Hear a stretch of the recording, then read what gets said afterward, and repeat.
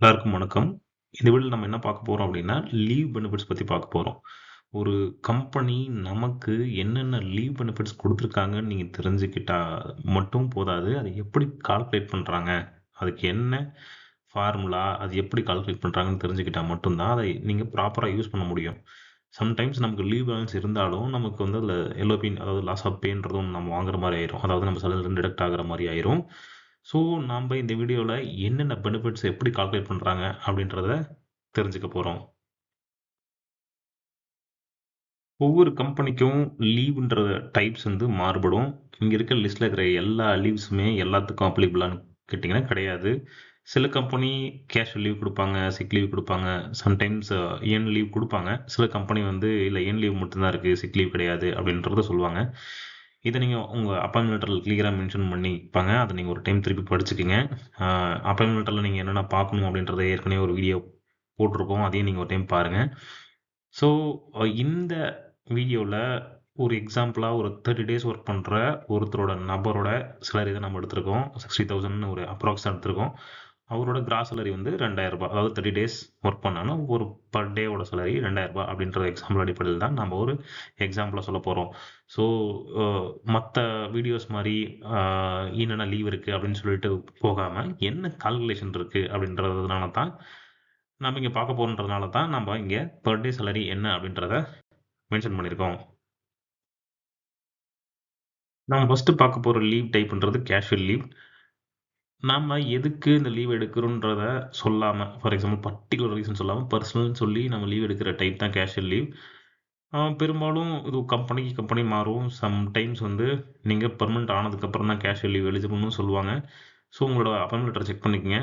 அ அதோட கால்குலேஷன் பார்த்தீங்கன்னா, 30 days divide by 30 days. அதாவது நீங்க 1 மாசத்துக்கு நீங்க வேலைக்கு வந்திருந்தீங்க அப்படின்னா, 1 நாள் குடுப்பாங்க. நீங்க 6 மந்த் இங்க ஒரு எக்ஸாம்பிள் குடுத்துருக்கோம். 6 மந்த் நீங்க வொர்க் டியூரேஷன் முடிச்சிட்டீங்க அப்படின்னா, 6 மந்த் நீங்க எலிஜிபிள். நீங்க ஒரு 2 நாள் லீவ் எடுத்துட்டீங்க அப்படின்னா, ஃபுல் சேலரி குடுத்துருவாங்க. அதாவது லாஸ் ஆஃப் பே புடிக்க மாட்டாங்க. ரிமைனிங் உங்களோட கேஷுவல் லீவ் பேலன்ஸ் வந்து 4 டேஸ்ன்னு மென்ஷன் ஆயிருக்கும். இதுதான் கேஷுவல் லீவ்ல இருக்கிற கால்குலேஷன். அடுத்து நம்ம பார்க்க போறது sick leave. So same divide by 30 formula தான் இங்கேயும் ஒர்க் ஆகும். எப்படி கேஷுவல் லீவுக்கு நீங்க எத்தன மாசம் வேலைக்கு வந்தீங்களோ, அத்தன நாட்கள் உங்களுக்கு வந்து லீவ் கிடைக்குமோ, அதே மாரி தான் சிக் லீவுக்கும். ஒவ்வொரு கம்பெனிக்கும் ஒவ்வொரு மாறுதல் இருக்கும். ஆ இன் சிக்கா இருந்திருக்கணும். மேஜரான கம்பெனில நீங்க சிக் லீவ் எடுக்கிற மாரி இருந்தா, ஆ மெடிக்கல் சர்டிஃபிகேட்டோ அல்லது மெடிக்கல் ரெக்கார்ட்ஸோ கண்டிப்பா கேட்பாங்க. ஸோ சம்டைம்ஸ் நீங்க உடம்பு சரியில்ல, ஆ ஏற்கனவே நீங்க லீவ் பேலன்ஸ் வச்சிருக்கீங்க அப்படின்னா, ஃபார் எக்ஸாம்பிள் இதுல 8 டேஸ் நீங்க லீவ் பேலன்ஸ் வச்சிருக்கீங்க. 3 டேஸ் வந்து யுட்டிலைஸ் பண்ணிட்டீங்கன்னா, மிச்சம் ரிமைனிங் பேலன்ஸ் இருக்கும். ஆனா, அதுக்கப்புறமும் உங்களுக்கு சிக் ஆகுது அப்படின்னா, கண்டிப்பா அது எல்ஓபியா தான் மாறும். எல்ஓபின்றது லாஸ் ஆஃப் பே. உங்களோட சம்பளத்துலருந்து பிடிச்சுக்குவாங்க. இது நம்ம பார்க்க போறது ஏர்ன் லீவ். ஏர்ன் லீவ்ன்றது மத்த லீவ விட கொஞ்சம் வித்தியாசமானது. ஏன்னா, கேஷுவல் லீவ் அல்லது சிக் லீவ்ன்றது கம்பெனியோட பாலிசிய பொறுத்து. அது குடுக்கலாம், குடுக்காம இருக்கலாம். அது அந்த கம்பெனியோட பாலிசிய பொறுத்தே. ஆனா, ஏர்ன் லீவ்ன்றது கட்டாயமா ஒரு கம்பெனின்றது குடுக்கணும். ஏன்னா, அது ஃபேக்டரிஸ் ஆக்ட்ல மென்ஷன் பண்ணியிருக்காங்க. எத்தன நாள் வேலைக்கு வந்திருக்கணும் அல்லது எத்தன நாட்களுக்கு 1 நாள் குடுக்கணுன்றத ஃபேக்டரிஸ் லால கிளியரா மென்ஷன் பண்ணியிருக்காங்க. நீங்க அ 20 நாளைக்கு 1 நாள் ஏர்ன் லீவ் குடுக்கணுன்றது அ ஃபேக்டரிஸ் லால கிளியரா மென்ஷன் பண்ணியிருக்காங்க. ஸோ, நீங்க அ ஒவ்வொரு நாளுக்கும் அதாவது நீங்க எத்தன நாள் வேலைக்கு வந்திருக்கீங்களோ, அத்தன நாள் ஏர்ன் லீவ்ன்றது ஆட் ஆயிட்டே போகும். ஆ ஏர்ன் லீவோட ஒரு இன்னொரு வித்தியாசம் அப்படின்னு பார்த்தீங்கன்னா, நீங்க ஒரு வருஷம் முழுசும் வேலைக்கு வந்திருக்கீங்க அப்படின்னா, அத டிவைட் பை 20 போட்டு உங்களுக்கு ஏர்ன் லீவ் பேலன்ஸ்ல உங்களுக்கு வச்சிருப்பாங்க. உங்க பேர்ல வச்சிருப்பாங்க. நீங்க எத்தன நாள் அதுக்கு எகென்ஸ்டா லீவ் எடுத்துக்கிறீங்க. அடிப்படையில அது மிச்சமும் வச்சிருக்காங்க. ஃபார் எக்ஸாம்பிள் நம்ம ஒவ்வொரு லீவ் வித்தியாசத்த பார்க்குறோம். Earn leave, sick leave and casual leave பார்த்தோம். நீங்க எந்த லீவ் அடிப்படையில நீங்க நீங்க எடுக்கிறீங்கன்றத பொறுத்து தான் இது எல்லாமே அமையும். ஃபார் எக்ஸாம்பிள் நீங்க ஒரு லீவ் லெட்டர் குடுக்கும்போது, இத என்னோட சிஎல்ல கழிச்சுக்கங்க, இஎல்ல கழிச்சுக்கங்க அப்படின்னு சொல்லிக்கலாம். மேஜரா த ரீசன் வந்து ஃபர்ஸ்ட் ஆஃப் ஆல் நீங்க சிஎல் தான் ஃபர்ஸ்ட் எடுக்கணும். ஏன்னா சிஎல்லுக்கு வந்து நீங்க ஆ கேஷுவல் லீவ் அதுக்கு எந்த ரீசனும் சொல்ல தேவையில்ல. நீங்க அதுக்கு சிஎல் வந்து அடுத்த வருஷத்துக்கு அது ட்ரான்ஸ்ஃபர் ஆகாது. அதனால நீங்க அந்த சிஎல்ல நீங்க ஃபர்ஸ்ட்டு எடுத்துக்கிற மாரி தான் இருக்கும். அப்புறம் இல்ல சிஎல் நான் மேஜரா ரீசன் வந்து நான் சும்மா தான் லீவ் போடுறேன் அப்படின்னா, சிஎல் எடுத்துக்கலாம். இல்ல சிக் லீவ் அதாவது நீங்க உடம்பு சரியில்லன்னா சிக் லீவ் எடுத்துக்கலாம். ஆனா, அத தாண்டி ஏர்ன் லீவ் எப்போ வரும் அப்படின்னா, நீங்க ஒரு 1 வாரம் இல்ல வெக்கேஷன் போணும், அல்லது 1 வாரம் நீங்க லீவ் எடுக்கிற மாரி இருந்தா, உங்களோட இஎல் பேலன்ஸ் வச்சிருப்பீங்க. ஸோ, அத நீங்க எடுக்கிற மாரி வரும். ஸோ, ஃபர்ஸ்ட்டு உங்களோட பிரையாரிட்டி சிஎல்லா இருக்கணும். அடுத்தது எஸ்எல்லா இருக்கணும். அதுக்கப்புறம் தான் இஎல். ஏன்னா, இஎல் ஏதாவது பேலன்ஸ் இருக்குது அப்படின்றத அடிப்படையில உங்களோட கிராஸ் சேலரி பார்த்தோம்ல. இப்போ ஃபார் எக்ஸாம்பிள் நம்ம ரூ. 60,000 சம்பளம் வாங்குறவரு, ஒரு ரூ. 2,000 ஒரு நாளைக்கு வருது அப்படின்னா, இவங்க அவங்களோட ஒரு நாள் கிராஸ் சேலரி தான் குடுப்பாங்க. சம் கம்பெனி பேசிக் டிஏல குடுப்பாங்க. அது ரொம்ப தப்பானது தான். கிராஸ் சேலரி தான் குடுக்கணும்.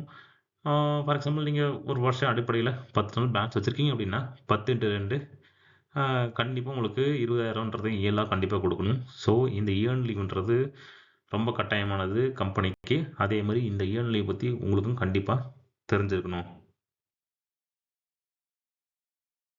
காம்பன்சேட்டரி ஆஃப்ன்றதும் ஒன் கைண்ட் ஆஃப் லீவ் தான். அ எப்படின்னு நம்ம பார்க்கலாம். சில கம்பெனில வந்து எக்ஸ்ட்ரா ஒர்க்கிங்க்கு வந்து ஓவர் டைம் குடுப்பாங்க. சில கம்பெனில இல்ல நான் ஓவர் டைம் அலவன்ஸ் வந்து நான் குடுக்க மாட்டேன். அதுக்கு பதிலா நீங்க ஒரு ஹால்ஃப் டேவோ, 1 டேவோ லீவ் எடுத்துக்கலாம். ஃபார் எக்ஸாம்பிள் நீங்க அ ஒரு ஓவர் டைம் கால்குலேஷன் படி பார்த்தீங்கன்னா, 8 மணி நேரம் வேலை செஞ்சதுக்கு அப்புறம் இருக்கிறது எல்லாமே ஓவர் டைம் தான். ஸோ, ஓவர் டைம்க்கு அப்புறம் வேலை செய்றதுக்கு டபுளா பே பண்ணணும் அப்படின்றது தான் ஃபேக்டரியோட லா. நீங்க 2 மணி நேரம் வேலை செஞ்சா 4 மணி நேரம் நீங்க கம்பெனி பே பண்ணணும். அல்லது 4 மணி நேரம் வேலை செஞ்சீங்கன்னா 8 மணி நேரம். அதாவது ஒரு ஃபுல் டேக்கு ஒன்ஸ் அவ்வளோதான் பே பண்ணணுன்றது தான் ஃபேக்டரியோட ரூல்.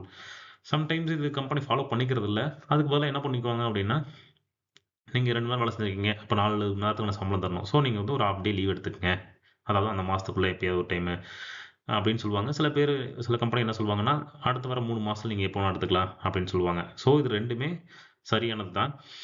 ஸோ, சம்டைம்ஸ் இது வந்து 3 மந்த்ஸ்க்கு அப்புறம் நீங்க வந்து எடுக்க முடியாதுன்னு சொல்லுவாங்க. ஸோ, இதுவும் சரிதான். இது எல்லாமே எது சரி, தப்பு அப்படின்றத அடிப்படையில எப்படி பார்க்கணும் அப்படின்னா, உங்களுடைய அப்பாயின்ட்மென்ட் லெட்டர்லயும், கம்பெனி பாலிசில என்ன மென்ஷன் பண்ணியிருக்காங்கன்றதையும் நீங்க ஒரு டைம் பார்த்துக்கணும். அடுத்து நம்ம பார்க்க போற லீவ்ன்றது மெட்டர்னிட்டி லீவ். இந்த மெட்டர்னிட்டி லீவுக்கு ஃபர்ஸ்ட் டேவே எலிஜிபிள் ஆக மாட்டாங்க. இது வந்து பொண்ணுங்களுக்கு மட்டும் தான். ஸோ, பசங்களுக்கு பெட்டர்னிட்டி லீவ்னு ஒண்ணு இருக்குது. சில கம்பெனி குடுப்பாங்க, சில கம்பெனி குடுக்குறதில்ல. அஸ் பெர் ஃபேக்டரிஸ் ஆக்ட்ல மெட்டர்னிட்டி லீவ் தான் மேண்டேட்டரியா போட்டிருக்காங்க. சில கம்பெனி வந்து பெட்டர்னிட்டி லீவ் அதாவது பசங்களுக்கு அ பெனிஃபிட்டா ஒரு 1 வாரம், 2 வாரம் அப்படின்றத குடுப்பாங்க. அது கம்பெனியோட ரூல்ஸ் அண்ட் ரெகுலேஷன் பொறுத்து தான். பெட்டர்னிட்டி லீவ்ன்றது கம்பெனி குடுக்கணுன்றது எந்த கட்டாயமும் கிடையாது. ஆனா மெட்டர்னிட்டி லீவ்ன்றது கம்பெனி கட்டாயமா குடுக்கணும். இதுக்கு ஒரு ரூல்ஸ் அண்ட் ரெகுலேஷன்ஸ் இருக்கு. ஃபார் எக்ஸாம்பிள் அந்த ஆ பொண்ணு வந்து கண்டிப்பா 84 டேஸ் வந்து வேலையில இருந்திருக்கணும். ப்ரீவியஸ் 6 மந்த்ல அல்லது ப்ரீவியஸ் 1 இயர்லன்றத சொல்லுவாங்க. ஸோ கிளியரா அந்த ரூல்ஸ் அண்ட் ரெகுலேஷன படிச்சுக்கங்க. இது இஎஸ்ஐ ஆக்ட்லயும் கிளியரா மென்ஷன் ஆயிருக்கு. சில கம்பெனிஸ் வந்து இஎஸ்ஐ ஆக்ட் கீழ வரும். சில கம்பெனி இஎஸ்ஐ ஆக்ட் கீழ வராது. ஸோ கம்பெனியோட ரூல்ஸ் அண்ட் ரெகுலேஷன படிச்சுக்கங்க. ஆ இதுக்கு வந்து ஃபுல் கிராஸ் சாலரி 26 வீக்ஸ்க்கு அதாவது 180 டேஸ் கண்டிப்பா குடுக்கணும். சில கம்பெனி 2 மந்த்ஸ் வந்து முன்னாடியும், 4 மந்த்ஸ் அப்புறமும் குடுப்பாங்க. ஏன்னா, இது இஎஸ்ஐ ஆக்ட்ல அப்படிதான் மென்ஷன் ஆயிருக்குது. ஸோ, ஒரு மெட்டர்னிட்டி லீவ் பெனிஃபிட்ன்றது ஒரு பொண்ணுக்கு கண்டிப்பா கட்டாயமானது. ஏன்னா, ரொம்ப தேவையுமானது. ஸோ, இந்த மெட்டர்னிட்டி லீவ் ஆக்ட்ட நீ திரும்பி ஒரு டைம் பார்க்கணும் அப்படின்னா, இதே சேனல்ல மெட்டர்னிட்டி லீவ் பத்தி கிளியரா மென்ஷன் ஆயிருக்கு. ஸோ, அதையும் ஒரு டைம் நீங்க பார்த்துக்கலாம். லீவ் அப்படின்னு கேட்டா, சில பேர் வந்து நான் லீவ் எடுக்கணுமா? நான் எதுக்கு லீவ் எடுக்கணும்? என்கிட்ட நெறைய லீவ்ஸ் நான் சேர்த்து சேர்த்து வச்சுக்கிறேன். அப்படின்னு சொல்லுவாங்க. சில பேத்தோட கேஷுவல் லீவ் நானே பார்த்துருக்கேன். என் கூட வேலை செய்றவங்களோட கேஷுவல் லீவ் அப்படியே பேலன்ஸ் அப்படியே இருக்கும். சிக் லீவ் அப்படியே பேலன்ஸ் இருக்கும். கேட்டா நான் தேவைப்படுறப்ப எடுத்துக்குவேன். அல்லது சில பேர் வந்து அந்த லீவ் எடுக்கிறதுனாவே அ ஒரு அது ஒரு பெரிய ஒரு பாவச்செயல் மாரி பார்ப்பாங்க. ஸோ, உங்களோட லீவுன்றது அது உங்களோட உரிமை. கண்டிப்பா ஒரு ஒர்க் லைஃப் பேலன்ஸ் வேணும் அப்படின்னா, நீங்க கண்டிப்பா அந்த லீவ்ஸ நீங்க எடுக்கிற மாரி தான் இருக்கும். ஃபார் எக்ஸாம்பிள் நீங்க கேஷுவல் லீவ் ஏன்னா சம்டைம்ஸ் நானே பார்த்துருக்கேன். என் கூட வேலை செய்றவங்க அவங்களுடைய பையனோட, பொண்ணோட ஸ்கூல் ஆனுவல் டே கூட போமாட்டாங்க. கேட்டா நான் ஒர்க் பிஸி எனக்கு லீவ் இல்லம்மா. ஆக்சுவலா பார்த்தீங்கன்னா, சிஎல், இஎல் எல்லாமே இருக்கும் அவங்களுக்கு. ஸோ ஒரு ஒர்க் லைஃப் பேலன்ஸுக்கு எப்படி வேலைன்றது கட்டாயமோ, அதே மாரி ஃபேமிலியும் கட்டாயம். ஆ அந்த லீவுன்னு இருக்கும்போது கண்டிப்பா எடுத்துக்கலாம். தப்பில்ல அது. ஏன்னா, நம்ப வளர்ந்து வந்த சிச்சுவேஷன் அப்படிதான். ஏன்னா, நம்ம லீவ் எடுக்கிறது அப்படின்னாவே ஒரு குற்றம் மாரி தான் பார்த்துக்கிறோம். ஸோ, ஒரு இம்பார்ட்டன்ட் லீவ் எடுக்கிற ரூல் பார்த்தீங்கன்னா, முன்னாடியே லீவ் கேட்டுருங்க. மேஜரா நம்ம வந்து ஒரு அர்ஜென்ட்டுக்கு லீவ் கேட்கும்போது தான், இல்ல அ நமக்கு ஒரு டெட்லைன் ப்ராஜெக்ட் இருக்கு. ஸோ, சீக்கிரம் செஞ்சு குடுக்கணும் அப்படின்ற மாரி சொல்லுவாங்க. முன்னாடியே அட்வான்ஸாக நீங்கள் வந்து அதை அப்ளை பண்ணிடுங்க. முன்னாடியே மேனேஜர்கிட்ட சொல்லி அதை அப்ரூவல் வாங்கிடுங்க. ஸோ நம்ம திரும்ப திரும்ப பேசிக்கிறது கம்பெனியோட பாலிசியும் தான். நீங்கள் ஒரு பே ஸ்லிப்பை எப்படி நீங்கள் ஒரு டைம் நல்லா ப்ராப்பராக படிக்கணுமோ அதே மாதிரி லீவ் பாலிசியை ப்ராப்பராக படிக்கணுன்றது நம்மளுடைய கடமையும் தான். அதே மாதிரி எந்தெந்த லீவெல்லாம் எடுத்தா என்கேஷ்மெண்ட், அதாவது திரும்ப நமக்கு காசாக கொடுப்பாங்கன்றது தெரிஞ்சுக்கிட்டு அதை எடுக்காமல் வச்சுக்கிறதும், எந்த லீவ் வந்து அது ஆட்டோமேட்டிக்காக லேப்ஸ் ஆயிரும் அந்த லீவை நம்ம எடுக்கிறதும் நம்மளோட புத்திசாலித்தனம் தான். நம்ம ஏற்கனவே சொன்ன மாதிரி சிஎல் எஸ்எல்லாம், அதாவது சிக் லீவ்லாம் வந்து நீங்கள் எடுத்தாலும் சரி எடுக்கலாலும் சரி அது லேப்ஸ் ஆயிரும் கட்டாயமாக. ஆனால் நீங்கள் இஎல் நீங்கள் எடுக்கலையா அப்படின்னா கட்டாயமாக உங்களுக்கு கேஷ் வரும். ஸோ நீங்கள் இதை வந்து ப்ராப்பராக பிளான் பண்ணி, சில பேர் நான் பார்த்துருக்கேன் நேஷ்னல் ஃபெஸ்டிவல் ஹாலிடே, அதாவது தீபாவளி பொங்கல் வருதுன்னா முன்னாடி இஎல் பிளான் பண்ணிவிட்டு அதுக்கப்புறம் இஎல் பிளான் பண்ணுவாங்க. ஸோ எனக்கு தெரிஞ்சு அதெல்லாம் ஒரு சாதுரியமான விஷயந்தான். சில கம்பெனி அதை எடுக்க விட மாட்டாங்க. ஸோ முன்னாடி இதை பிளான் பண்ணி அப்ரூவல் வாங்குறது நம்மளுடைய கடமையும் தான். ஸோ சம்டைம்ஸு லீவ் எடுக்கிறது தடையாக இருக்கிறதுக்கு காரணம் என்னென்னா, நம்ம வந்து ப்ராப்பராக ஹேண்டில் பண்ணியிருக்க மாட்டோம். நம்ம லீவ் போயிருப்போம். அப்போ தான் வந்து சார் அது எங்கே இருக்குது, இது எங்கே இருக்குதுன்னு சொல்லி நிறைய கால்ஸ் வரும்.